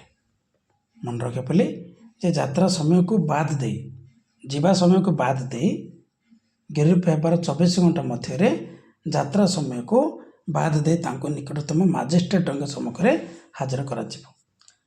କ'ଣ ଦେଇଛି, ଅଦାଲତର ବିନା ଅନୁମତିରେ ତାଙ୍କୁ ଅଧିକ ସମୟ ଅଟକ ରଖାଯାଇପାରିବ ନାହିଁ। ମନେ ରଖିବା ବୋଲି କାହାର ବିନା ଅନୁମତିରେ, ଯେ କ'ଣ ଅଦାଲତଙ୍କ ବିନା ଅନୁମତିରେ ତାଙ୍କୁ କ'ଣ କରାଯାଇପାରିବନି, ଅଧିକ ସମୟ ଅଟକ ରଖାଯାଇପାରିବ ନାହିଁ।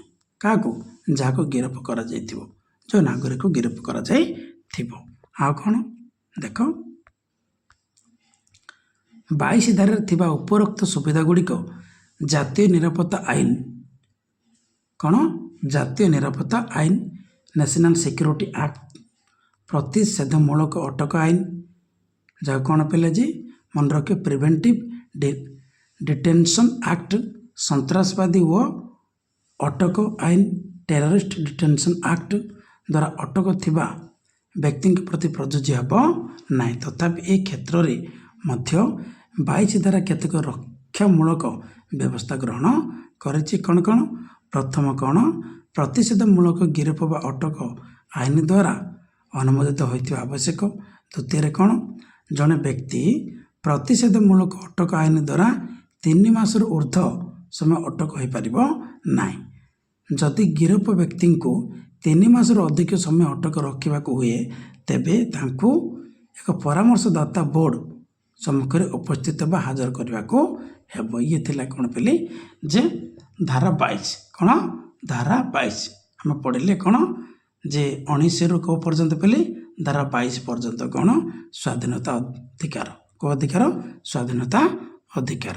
ତାପରେ ପଢ଼ିବା କ'ଣ ପିଲି, ଶୋଷଣ ବିରୋଧୀ ଅଧିକାର।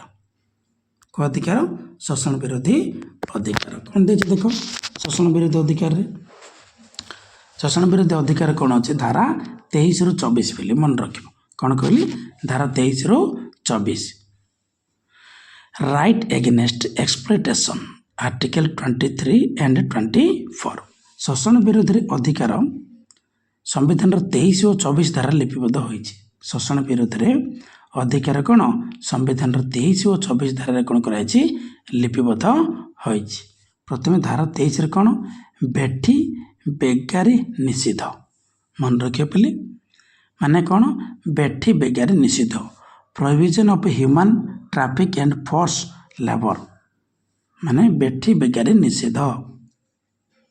ଦେଖିବା କ'ଣ, 23 ଧାରା ଅନୁସାରେ ମଣିଷକୁ କିଣା ବିକା କରିବା, ମଣିଷକୁ କୀର୍ତ୍ତିଦାସ କରି ରଖିବା, ବେଠି ବେଗାରୀ ଖଟାଇବା ନିଷେଧ କରାଯାଇଛି।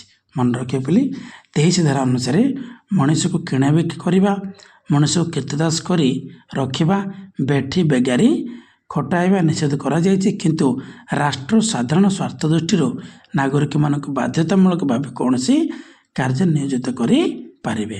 କେଉଁ ସ୍ୱାର୍ଥ ଦୃଷ୍ଟିରୁ, କ'ଣ ସାଧାରଣ ସ୍ୱାର୍ଥ ଦୃଷ୍ଟିରୁ। ମନେ ରଖିବା ପିଲି, ଆମେ ଯଦି କ'ଣ କରିବା, ବେଠି କରିବା, ବେଗାରୀ କରିବା, ଜଣଙ୍କର କାମ କରିବା, ଜଣଙ୍କର କଥାକୁ ମାନି ଚଳିବାଟା ଠିକ୍, କିନ୍ତୁ କେଉଁ କ୍ଷେତ୍ରରେ, ରାଷ୍ଟ୍ର ସାଧାରଣ ସ୍ୱାର୍ଥ ଦୃଷ୍ଟିରୁ କଲେ ହେବ। କିନ୍ତୁ ବେଠି ବେଗାରୀ ଗୁଡ଼ା କ'ଣ ଅଛି ପିଲି, ସେଇଟା ଗୋଟେ କ'ଣ, ଆଇନଗତ ଅପରାଧ। ମନେ ରଖିବ ହେଲା। ତାପରେ ଆସିଲା କ'ଣ, ଧାରା 24। କ'ଣ ଧାରା 24 ଦେଖ, ବିପଦଜନକ ନିଯୁକ୍ତି ନିଷେଧ।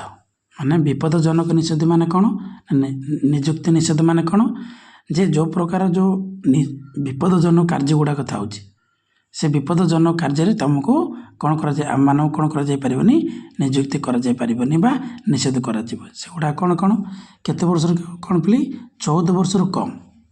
ଧାରା 24 ଧାରା ଅନୁସାରେ 14 ବର୍ଷରୁ କମ୍ ବାଳକ ବାଳିକାଙ୍କୁ ଖଣି, କଳକାରଖାନା, ଅନ୍ୟ କୌଣସି ବିପଦଜନକ କାର୍ଯ୍ୟରେ ଲଗାଯାଇପାରିବ ନାହିଁ। ଦେଖ ଧାରା 23ରେ କ'ଣ କହିଛି, ବେଠି ବେଗାରୀ ନିଷେଧ। କିନ୍ତୁ ଧାରା 24ରେ କ'ଣ ଲେଖାଯାଇଛି ପିଲି, 14 ବର୍ଷରୁ କମ୍ ବାଳକ ହେଉ କିମ୍ବା ବାଳିକା ହେଉ ସେମାନଙ୍କୁ କ'ଣ କରାଯାଇପାରିବନି, ବିପଦଜନକ କାର୍ଯ୍ୟରେ ନିୟୋଜିତ କରାଯାଇପାରିବ ନାହିଁ। ଦେଖ, ବିଡ଼ି, ସିମେଣ୍ଟ, ଲୁହା, ମଦ ଆଦି ବିପଦଜନକ ଶିଳ୍ପରେ ଶିଶୁମାନଙ୍କର ନିଯୁକ୍ତିକୁ ନିଷେଧ କରାଯାଇଛି। କେଉଁଠି କେଉଁଠି ନିଷେଧ କରାଯାଇଛି? ବିଡ଼ି, ସିମେଣ୍ଟ, ଲୁହା, ମଦ ଆଦି ବିପଦଜନକ କାର୍ଯ୍ୟରେ ତାଙ୍କୁ ନିୟୋଜିତ କରାଯାଇପାରିବ ନାହିଁ। କାହାକୁ? ନାଗରିକ ନାହିଁ, ବାଳକ ବାଳିକାମାନଙ୍କୁ, ଯେଉଁମାନେ 14 ବର୍ଷରୁ କମ୍। ହେଲା, ଇଏ ଥିଲା କ'ଣ ବୋଲି ଶୋଷଣ ବିରୋଧୀ ଅଧିକାର। ଆମେ କ'ଣ କ'ଣ ପଢ଼ିଲେ ବୋଲି ପୁଣି ଏଥର ରିକାଲ କରିଦେଉଛି। ସମାନତା ଅଧିକାର ଧାରା 14ରୁ 18, ସ୍ୱାଧୀନତା ଅଧିକାର କ'ଣ ଧାରା 19ରୁ 22, ତାପରେ ଆସିଲା କ'ଣ ଶୋଷଣ ବିରୋଧୀ ଅଧିକାର ଧାରା 23ରୁ 24।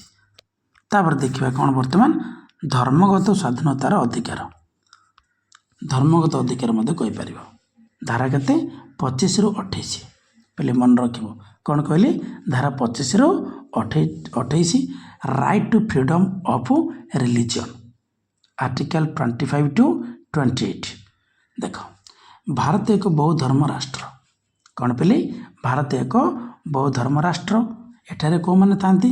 ହିନ୍ଦୁ ବି ଅଛନ୍ତି, ମୁସଲମାନ ବି ଅଛନ୍ତି, ଶିଖ ବି ଅଛନ୍ତି, ଖ୍ରୀଷ୍ଟିଆନ ବି ଅଛନ୍ତି, ବୌଦ୍ଧ ବି ଅଛନ୍ତି, ଜୈନ ମଧ୍ୟ ଅଛନ୍ତି।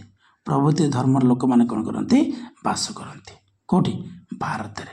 ହିନ୍ଦୁ ହେଉ, ମୁସଲମାନ ହେଉ, ଶିଖ ହେଉ, ଖ୍ରୀଷ୍ଟିଆନ ହେଉ, ବୌଦ୍ଧ ହେଉ କି ଜୈନ ହେଉ, ଏମାନେ କ'ଣ କରନ୍ତି? ଯେ ଭାରତରେ ବସବାସ କରନ୍ତି। ତେଣୁ ସମ୍ବିଧାନ ଭାରତକୁ ଏକ ଧର୍ମନିରପେକ୍ଷ ରାଷ୍ଟ୍ର ଭାବରେ ଘୋଷଣା କରିଛି। କାହିଁକି? ଯେ ବୋଲି ବହୁ ଧର୍ମର ଲୋକମାନେ କ'ଣ କରନ୍ତି? ବାସ କରନ୍ତି। କେଉଁଠି? ଭାରତରେ। ତେଣୁ ଭାରତକୁ କ'ଣ କହିଛନ୍ତି? ଏକ ଧର୍ମନିରପେକ୍ଷ ରାଷ୍ଟ୍ର ଭାବରେ ଘୋଷଣା କରିଛି। କିଏ? ସମ୍ବିଧାନ। ଭାରତର ଯେଉଁ ସମ୍ବିଧାନ ଧର୍ମନିରପେକ୍ଷ ରାଷ୍ଟ୍ର ଭାବରେ କ'ଣ କରିଛି? ଘୋଷଣା କରିଛି। ଭାରତର ନିଜସ୍ୱ ଧର୍ମ ନାହିଁ ଓ ରାଷ୍ଟ୍ର ପ୍ରତ୍ୟେକ ଧର୍ମକୁ ସମାନ ଦୃଷ୍ଟିରେ ଦେଖେ ବୋଲି ମନେ ରଖିବ। କ'ଣ କହିଲି? ଭାରତର ନିଜସ୍ୱ ଧର୍ମ ନାହିଁ ବୋଲି ରାଷ୍ଟ୍ର ପ୍ରତ୍ୟେକ ଧର୍ମ କ'ଣ କରିବ? ସମାନ ଦୃଷ୍ଟିରେ ଦେଖେ। ଧାର୍ମିକ ସ୍ୱାଧୀନତା, ସମାନତା, ସହନଶୀଳତା ଓ ଧର୍ମନିରପେକ୍ଷତା ଉପରେ ମଧ୍ୟ ରାଷ୍ଟ୍ର ଗୁରୁତ୍ୱ ଆରୋପ କରେ। ଧାରା ସମ୍ବିଧାନ କ'ଣ? 25ରୁ 28। ସମ୍ବିଧାନର 25ରୁ 28 ଧାରାରେ ନାଗରିକମାନଙ୍କର ଧର୍ମଗତ ସ୍ୱାଧୀନତା ସମ୍ପର୍କରେ ଆଲୋଚନା ହୋଇଛି। କେଉଁ ସମ୍ପର୍କରେ? ଧର୍ମଗତ ସ୍ୱାଧୀନତା ସମ୍ପର୍କରେ। ପ୍ରଥମେ ଆସିଲା କ'ଣ? ଧାରା 25। ଧାରା 25ରେ କ'ଣ ଦେଇଛି ଦେଖ। ଧାରା 25ରେ ଧର୍ମ ଗ୍ରହଣ ସ୍ୱାଧୀନତା। ଧାରା 25ରେ କ'ଣ କରାଯାଇଛି? ଧର୍ମ ଗ୍ରହଣର ସ୍ୱାଧୀନତା। 25 ଧାରା ଅନୁଯାୟୀ ପ୍ରତ୍ୟେକ ବ୍ୟକ୍ତିର ବିବେକର ସ୍ୱାଧୀନତା ରହିବ। ସେ ମୁକ୍ତ ଭାବରେ ଯେକୌଣସି ଧର୍ମ ଗ୍ରହଣ, ଧର୍ମ ଆଚରଣ, ଧର୍ମ ପ୍ରଚାର ଓ ପ୍ରସାର କରିପାରିବ। କେଉଁ ଧାରା ଅନୁସାରେ? ଧାରା 25 ଅନୁସାରେ। କିଏ ପିଲେ ମନେ ରଖିବ? ନାଗରିକ। ନାଗରିକ ଚାହିଁଲେ ସେ କ'ଣ କରିପାରିବ? ଯେକୌଣସି ଧର୍ମକୁ ଗ୍ରହଣ କରିପାରିବ, ଆଉ ଧର୍ମର ଆଚରଣ ମଧ୍ୟ କରିପାରିବ, ପ୍ରଚାର ପ୍ରସାର ମଧ୍ୟ କରିପାରିବ ଓ କ'ଣ ବୋଲି ପ୍ରସାର ମଧ୍ୟ କରିପାରିବ। ପ୍ରଚାର ପ୍ରସାର ମଧ୍ୟ କରିପାରିବ ବୋଲି କହିଲି। ତାପରେ କ'ଣ?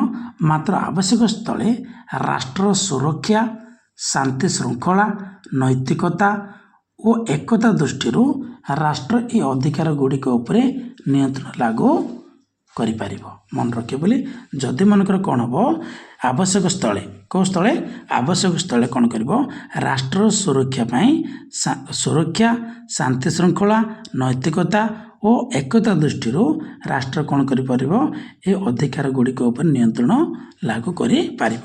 ପୁନଶ୍ଚ ପ୍ରଲୋଭନ ଓ ଭୟ କିମ୍ବା ବାଧ୍ୟବାଧକତା ଦ୍ୱାରା ଧର୍ମାନ୍ତରୀକରଣ କରାଯାଇପାରିବ ନାହିଁ। କାହାକୁ? ମାନେ ଭୟ କରିକି, ପ୍ରଲୋଭନ ଦେଖାଇକି, ବୁଝିଲ ନାହିଁ, ବାଧ୍ୟରେ ଧର୍ମାନ୍ତରୀକରଣ କରାଯାଇପାରିବ ନାହିଁ। ବୁଝିଲ ନାହିଁ? ମନେ ରଖିବ।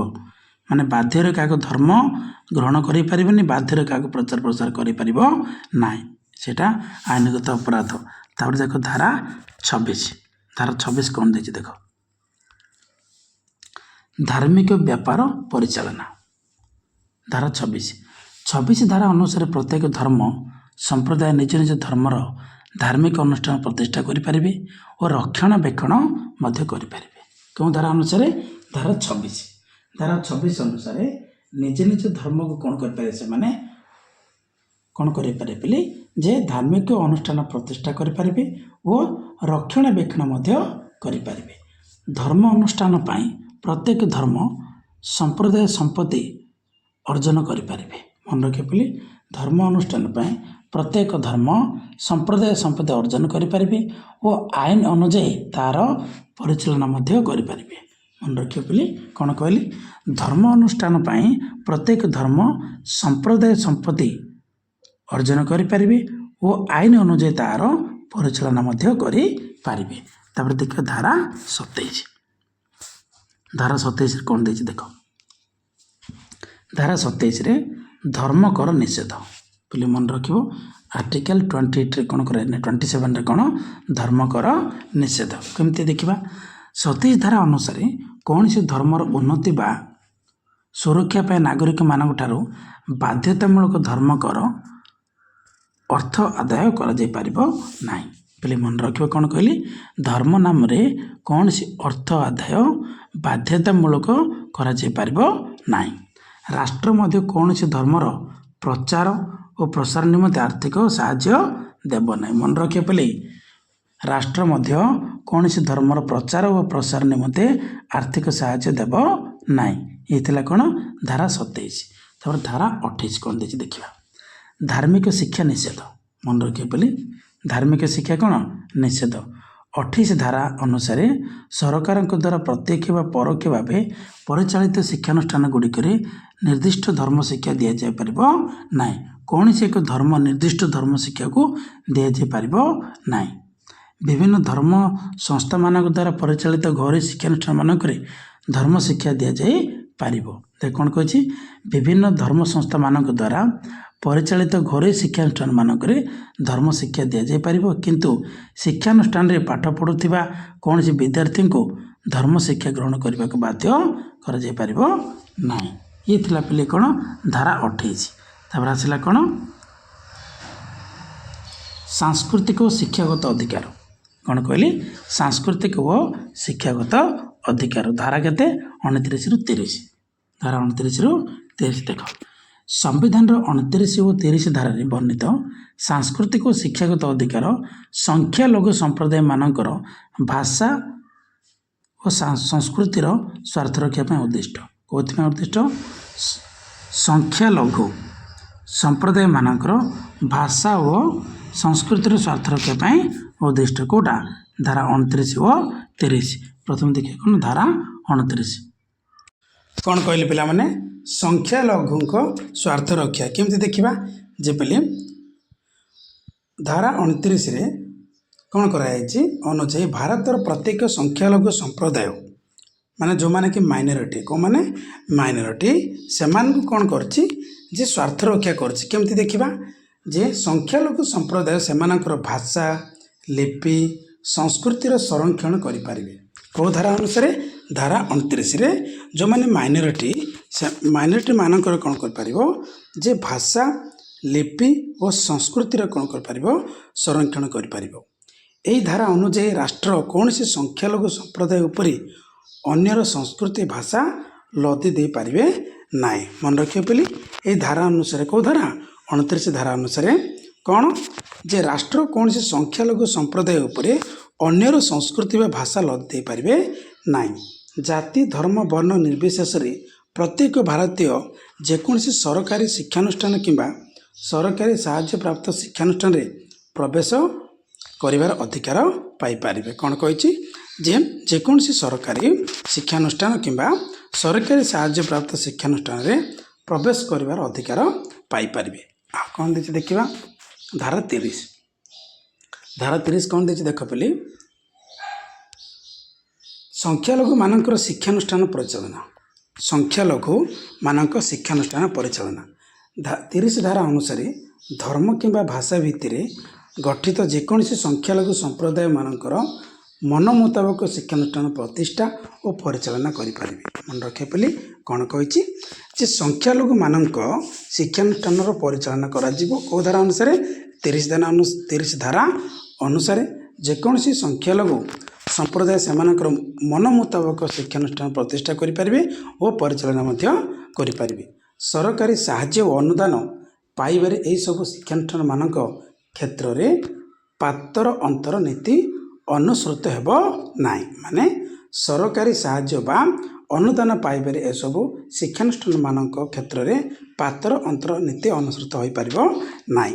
ତାପରେ ଦେଖିବା ଶେଷରେ କ'ଣ ଅଛି ବୋଲି ଯେ ଲାଷ୍ଟ ଅଧିକାର ଯେଉଁଟା କ'ଣ ସାମ୍ବିଧାନିକ ପ୍ରତିକାର ଅଧିକାର ଧାରା 32 କ'ଣ କହିଲି ବୋଲି ସାମ୍ବିଧାନିକ ପ୍ରତିକାର ଧାରା 32 ପ୍ରତିକାର ଅଧିକାର ସାମ୍ବିଧାନିକ ପ୍ରତିକାର ଅଧିକାର କେତେ ଧାରା 32 ସମ୍ବିଧାନ ପ୍ରତିକାର ଅଧିକାର ଏକ ସ୍ୱତନ୍ତ୍ର ପ୍ରକାର ମୌଳିକ ଅଧିକାର।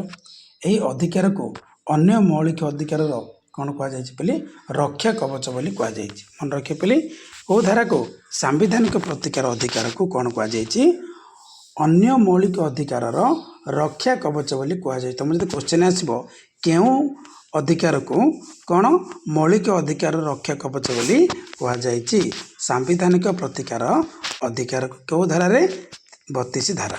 ସମ୍ବିଧାନର ପ୍ରଣେତା ଡକ୍ଟର ଭୀମରାଓ ଆମ୍ବେଦକରଙ୍କ ଭାଷାରେ 32 ଧାରାର ସମ୍ବିଧାନର ପ୍ରାଣ ହୃଦୟ ବୋଲି କୁହାଯାଇଛି। ସମ୍ବିଧାନର କ'ଣ ପ୍ରଣେତା କିଏ ଥିଲେ ଡକ୍ଟର ଭୀମରାଓ ଆମ୍ବେଦକର କ'ଣ କହିଛନ୍ତି 32 ଧାରା ସମ୍ବିଧାନର କ'ଣ ପ୍ରାଣ ହୃଦୟ ବୋଲି କହିଛନ୍ତି। ଏହି ଅଧିକାର ଦ୍ୱାରା ସମ୍ବିଧାନରେ ଥିବା ଅନ୍ୟ ସମସ୍ତ ମୌଳିକ ଅଧିକାର ଗୁଡ଼ିକୁ ଉପଭୋଗ କରିବା ସମ୍ଭବ ହୋଇଥାଏ। ସାମ୍ବିଧାନିକ ପ୍ରତିକାର ଅଧିକାର ସାହାଯ୍ୟରେ ଜଣେ ନାଗରିକ ତାଙ୍କର ଅନ୍ୟାନ୍ୟ ମୌଳିକ ଅଧିକାର ଗୁଡ଼ିକର ସୁରକ୍ଷା ପାଇଁ ଉଚ୍ଚତମ ନ୍ୟାୟାଳୟ କିମ୍ବା ଉଚ୍ଚ ନ୍ୟାୟାଳୟରେ ଆଶ୍ରୟ ନେଇପାରିବେ। ମନେ ରଖିବେ ବୋଲି ଯେ ଏ ଯେଉଁ ସାମ୍ବିଧାନିକ ପ୍ରତିକାର ଅଧିକାର ସାହାଯ୍ୟରେ ଜଣେ ନାଗରିକ କ'ଣ କରିପାରିବ ଯେ ଅନ୍ୟାନ୍ୟ ମୌଳିକ ଅଧିକାର ଗୁଡ଼ିକର ସୁରକ୍ଷା ପାଇଁ ଉଚ୍ଚତମ ନ୍ୟାୟାଳୟ କିମ୍ବା ଉଚ୍ଚ ନ୍ୟାୟାଳୟର ଆଶ୍ରୟ ନେଇପାରିବ। ଉପରୋକ୍ତ କୌଣସି ମୌଳିକ ଅଧିକାର ଗୁଡ଼ିକ କ୍ଷୁଣ୍ଣ ହେଲେ ଅଥବା ଭଙ୍ଗ ହେଲେ ନାଗରିକମାନେ ଏହାର ପ୍ରତି ବିଧାନ ଓ ପ୍ରତିକାର ପାଇଁ ସିଧାସଳଖ ଉଚ୍ଚତମ ନ୍ୟାୟାଳୟ ବା ଉଚ୍ଚ ନ୍ୟାୟାଳୟ ଆବେଦନ କରିପାରିବେ। କ'ଣ କହିଲି ଯେ ଉପରୋକ୍ତ ଯେକୌଣସି ମୌଳିକ ଅଧିକାର ଗୁଡ଼ିକ କ୍ଷୁଣ୍ଣ ହେଲେ ଅଥବା ଭଙ୍ଗ ହେଲେ ନାଗରିକମାନେ କ'ଣ କରିବେ ଏହାର ପ୍ରତିବିଧାନ ବା ପ୍ରତିକାର ପାଇଁ ସିଧାସଳଖ ଉଚ୍ଚତମ ନ୍ୟାୟାଳୟ ବା ଉଚ୍ଚ ନ୍ୟାୟାଳୟରେ ଆବେଦନ କରିପାରିବେ। ସମ୍ବିଧାନର ଧାରା 32 ଅନୁଯାୟୀ ଉଚ୍ଚତମ ନ୍ୟାୟାଳୟ 226 ଧାରା ଅନୁଯାୟୀ ଉଚ୍ଚ ନ୍ୟାୟାଳୟ ମନେ ରଖିବେ ବୋଲି କ'ଣ ସମ୍ବିଧାନର ଧାରା କ'ଣ କହିଲି 32 ଅନୁଯାୟୀ ଉଚ୍ଚତମ ନ୍ୟାୟାଳୟ ଓ 226 ଧାରା ଅନୁଯାୟୀ ଉଚ୍ଚ ନ୍ୟାୟାଳୟ ବିଭିନ୍ନ ପ୍ରକାର ହୁକୁମନାମା ବା ନିର୍ଦ୍ଦେଶନାମା ଜାରି କରି ନାଗରିକମାନଙ୍କର ମୌଳିକ ଅଧିକାର ଗୁଡ଼ିକୁ ସୁରକ୍ଷା ପ୍ରଦାନ କରିପାରିବେ। ମାନେ କେଉଁ ହୁକୁମନାମା ଦ୍ୱାରା କ'ଣ କରିପାରିବେ ବୋଲି କ'ଣ 226 ଧାରା ଅନୁଯାୟୀ ଉଚ୍ଚ ନ୍ୟାୟାଳୟ ବିଭିନ୍ନ ପ୍ରକାର ହୁକୁମନାମା ଉଚ୍ଚ ନ୍ୟାୟାଳୟ ହେଉ କି ଉଚ୍ଚତମ ନ୍ୟାୟାଳୟ ହେଉ କ'ଣ କରିବ ଯେ ବିଭିନ୍ନ ପ୍ରକାର ହୁକୁମନାମା ବା ନିର୍ଦ୍ଦେଶନାମା ଜାରି କରିକି ନାଗରିକମାନଙ୍କର ମୌଳିକ ଅଧିକାର ଗୁଡ଼ିକର ସୁରକ୍ଷା ପ୍ରଦାନ କରିବ। ସେ ହୁକୁମନାମା କେତେ ବୋଲି 5ଟି କେତୋଟି 5ଟି ହୁକୁମନାମା କ'ଣ ମନେ ରଖିବ ସେଗୁଡ଼ିକ ହେଉଛି ବନ୍ଦୀ ପ୍ରତ୍ୟକ୍ଷୀକରଣ ପରମାଦେଶ ପ୍ରତିଷେଧ ଉତ୍ପ୍ରେକ୍ଷଣ ଅଧିକାର ପ୍ରୋତ୍ସାହନ। ଏ ଯେଉଁ ହୁକୁମନାମା ଗୁଡ଼ାକ ଅଛି ବା ନିର୍ଦ୍ଦେଶନାମା ଗୁଡ଼ାକ ଅଛି ଏ ନିର୍ଦ୍ଦେଶନାମା ଗୁଡ଼ିକ ସାହାଯ୍ୟରେ ସେ କ'ଣ କରିପାରିବ ମୌଳିକ ଅଧିକାର ଗୁଡ଼ିକ ନାଗରିକମାନଙ୍କର ଯେଉଁ ମୌଳିକ ଅଧିକାର ଗୁଡ଼ିକ ସୁରକ୍ଷା ପ୍ରଦାନ କରିପାରିବ। ଯେଉଁଟା ଅଛି ଆମେ 5ଟି ହୁକୁମନାମା ନେକ୍ସଟ ଭିଡ଼ିଓରେ ଆମେ ନେଇ ଆସିବା। ଇଏ ଥିଲା ପିଲେ ତୁମମାନଙ୍କର କ'ଣ 6ଟି ମୌଳିକ ଅଧିକାର। ତୁମମାନେ ମୋ ଚ୍ୟାନେଲ ସବସ୍କ୍ରାଇବ୍ କର ସେୟାର କର ଲାଇକ୍ କର କମେଣ୍ଟ କର ଭଲରେ ପଢ଼ାପଢ଼ି କର। Bye thank you.